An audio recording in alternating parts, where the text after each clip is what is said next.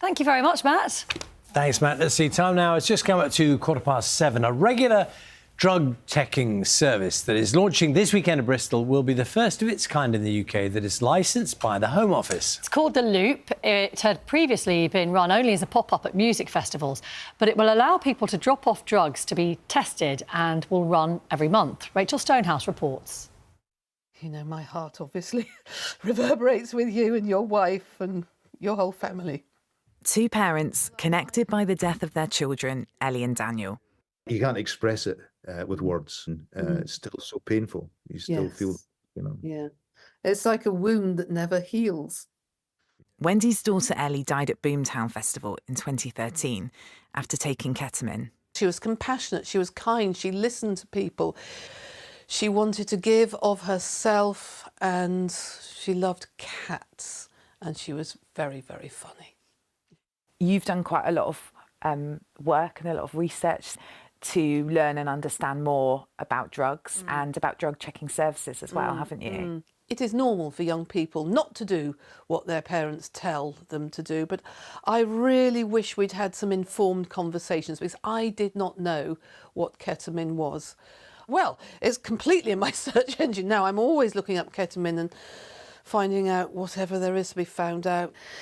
It's about increasing understanding and education. It's not about knee-jerk reactions. What do you think about the fact that Bristol is going to be the first city in the country to have a regular drug checking service? Addiction is a coping mechanism for all sorts of problems in life, and so I think it's just absolutely brilliant. And may this be a seed out of which greater flowers will bloom and grow. By the way, this is Wendy is one of a group of parents campaigning for safer drug control. Andy's son Daniel died from a mix of heroin and MDMA in 2016 after a night with some friends. People are taking these drugs without really knowing what's in them, and the toxicity is increasing and the amount of synthetic opioid poison is increasing. So if we don't have more of these types of checking centres, there'll be increasing deaths, increasing people like me who've lost a child.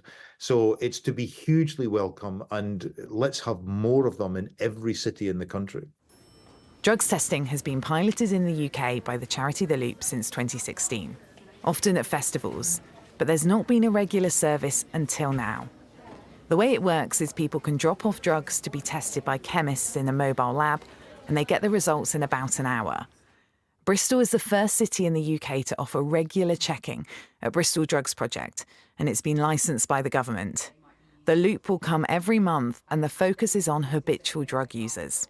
What we're really excited about is that every month we will have a really accurate picture of what is in the drug supply. You know, that's going to enable us to work with hospitals, the police, healthcare to really, really look at how we might treat people the best. But could it encourage more drug taking in Bristol? This isn't about condoning drug use, it's about accepting that it does happen and how can we work with people to educate them and judgment-free support from a healthcare professional to understand what they're taking and what the consequences of that are so they can make a really informed decision. Both Andy and Wendy also hope it might help prevent deaths and reduce harm from drugs in the future. It was so needless. So many people are dying through drug overdoses, and so many people are dying. And to think that so many people are going through what we went through, I know, it's horrific. Every time I read in the paper of somebody who's died, especially that, you know, young people, and you immediately you're thinking about the family. Oh no, it's another family suffering that loss. Rachel Stonehouse, BBC News.